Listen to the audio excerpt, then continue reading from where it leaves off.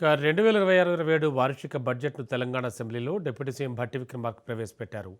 ప్రజలు తమకు అప్పగించిన అధికారాన్ని బాధ్యతగా భావించి పాలన కొనసాగిస్తున్నామని చెప్పారు.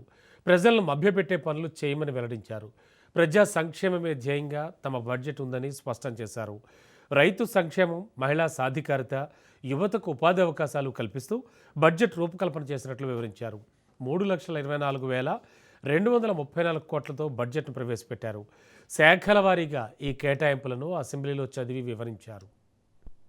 2026-27 బడ్జెట్ అంచనాలు 2026-27 ఆర్థిక సంవత్సరానికి మొత్తం వ్యయం 3,24,234 కోట్ల రెవెన్యూ వ్యయం రూపాయలు 2,34,406 కోట్లు, మూలధన వ్యయం 47,267 కోట్లుగా ప్రతిపాదిస్తున్నాను. తెలంగాణ ప్రజలపై విశ్వాసంతో, వారి భవిష్యత్తుకు భరోసా కల్పిస్తుందన్న నమ్మకంతో ప్రజల పక్షాన నిలబడి వారి స్వప్నాలను సాకారం చేసే ఈ 2026-27 ఆర్థిక సంవత్సరపు బడ్జెట్ ను సభ ఆమోదం కోసం సమర్పిస్తున్నాను. తెలంగాణ రాష్ట్రంలో పుట్టటం, ఇక్కడ జీవించటం ఒక వరం అనే విధంగా ప్రభుత్వం చర్యలు తీసుకుంటున్నది, సౌకర్యాలు కల్పిస్తున్నది. ఈ ప్రభుత్వం రాష్ట్రంలోని ప్రతి కుటుంబానికి భద్రత కల్పిస్తుంది. ప్రపంచంలోని ఏ అభివృద్ధి చెందిన దేశానికి సాధ్యం కాని రీతిలో కని విని ఎరుగని ఒక మహత్తర జీవిత బీమా పథకానికి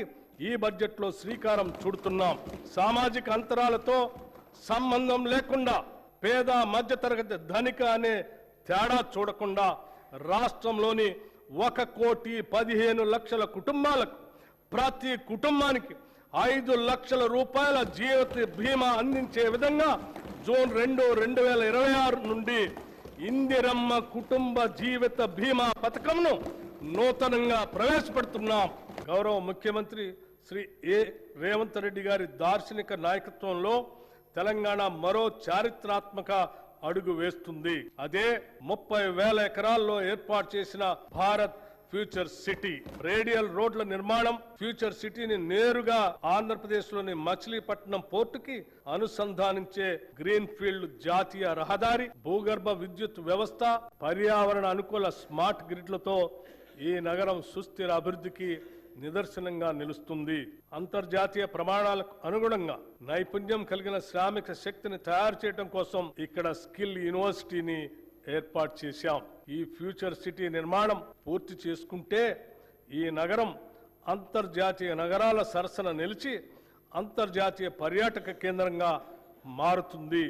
ప్రతి కుటుంబానికి సొంత ఇల్లు ఉండటం వారి ఆత్మ గౌరవానికి చిహ్నం. దీనిని గుర్తించి ప్రభుత్వం ఇందిరమ్మ ఇళ్లు అనే పవిత్రమైన ఒక బృహత్తర కార్యక్రమాన్ని ప్రారంభించింది. దీనికోసం పేద కుటుంబాలకు వారి సొంత స్థలాల్లో ఇళ్ల నిర్మాణం కోసం లబ్ధిదారులకి ఒక్కొక్క ఇంటికి 5 లక్షల రూపాయలు ఆర్థిక సహాయం అందిస్తున్నాము.